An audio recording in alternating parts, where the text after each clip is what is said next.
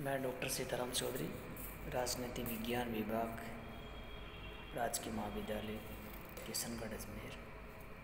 आज हम BA part second में प्रमुख राज्यव्यवस्था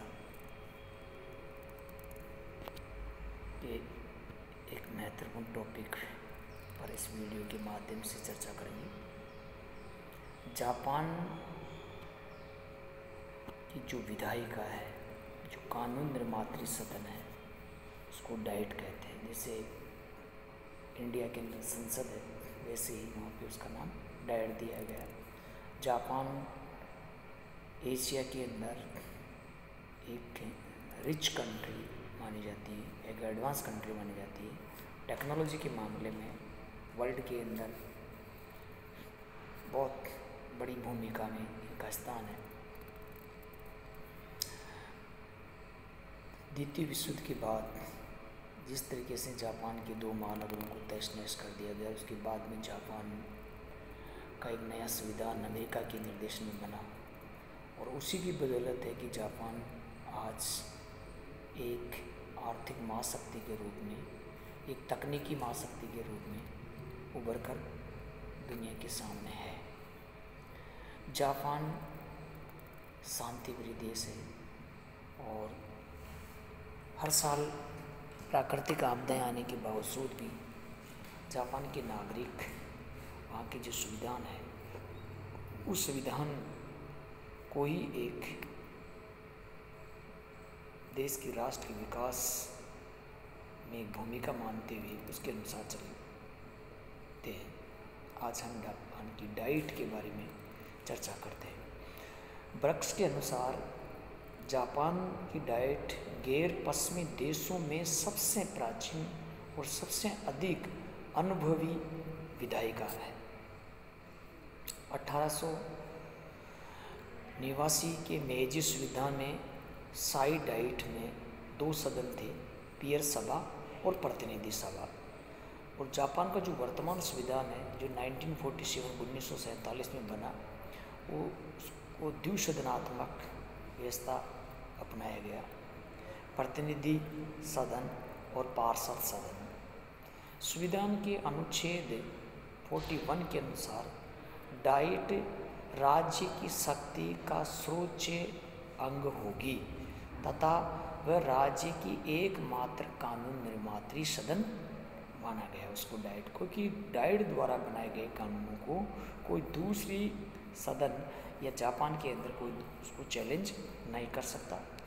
डाइट के अलग अलग अधिवेशन है, एक साधारण है, एक असाधारण है और एक विशेष सत्र है। डाइट की गणपूर्ति के लिए संविधान के अनुच्छेद 56 के अनुसार सदन में 1/3 सदस्यों का होना आवश्यक है, तभी गणपूर्ति मानी जाएगी। कुछ सदस्यों को जो विशेषाधिकार दिया गया, भारत के जो सांसद है, जो भारत की संसद है, संसद के सदस्य है, उन सदस्यों को भी कुछ विशेषाधिकार दिया गया। ऐसे ही अधिकार कुछ जापान के सदस्यों को भी है, जैसे कि उनको गिरफ्तारी के संबंध में, उनको जब डाइट का सदन चल रहा हो, संसद का सदन चल रहा हो, उस दौरान उनके सदस्यों को गिरफ्तार नहीं कर सकते। सदन में भाषण के संबंध में उनको राइट्स है, पेंशन, भत्ते, वेतन, ये सारे के सारे उनको डाइट के सदस्यों को दिया गया। जो डाइट की जो सदन है, प्रतिनिधि सभा में 500 सदस्य है और 200 सदस्य एकल संक्रमणीय मत पद्धति द्वारा चुने जाते हैं। बाकी जो 200 सदस्य है, सदस्यों का चुनाव आनुपातिक प्रतिनिधि सूची के आधार पर उनका इलेक्शन होता है। सदस्यों की कुछ योग्यता है, वो भारत के अंदर भी है तो जापान के सदस्य की भी योग्यता है। वह जापान का जन्मजात नागरिक हो, 25 वर्ष की आयु वो पूरी कर रखा हो, सरकार के अधीन वह किसी भी लाभदायक पद पर कार्यरत नहीं हो, वह पागल दिवालिया न हो, चुनाव क्षेत्र में कम से कम वह 3 साल वो रहा हो, और कानून द्वारा डाइट की सदस्यता की योग्य वो घोषित नहीं किया गया हो। इस तरीके की ये योग्यताएं हैं। उनका कार्यकाल 4 वर्ष का होता है और प्रतिनिधि सभा के जो पदाधिकारी है उसको स्पीकर कहा जाता है।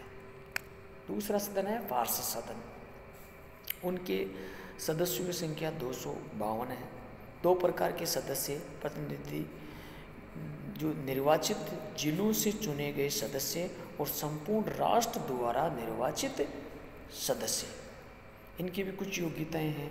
वो 30 साल की आयु पूरी कर रखा हो, वह किसी भी लाभ के पद पर कार्य नहीं कर रहा हो, सदन के सभापति और उपसभापति सदन के द्वारा चुने जाते हैं।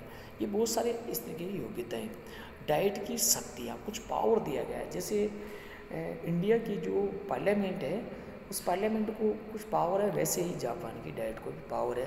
वह कानून निर्माता से संबंध है, कार्यपालिका से संबंध है, वित्तीय पावर है, संविधान संशोधन की शक्तियाँ, न्यायिक संबंधी संशोधन है, निर्वाचन से संबंधित कार्य है, उत्तराधिकार निश्चित करने का अधिकार भी डाइट को है।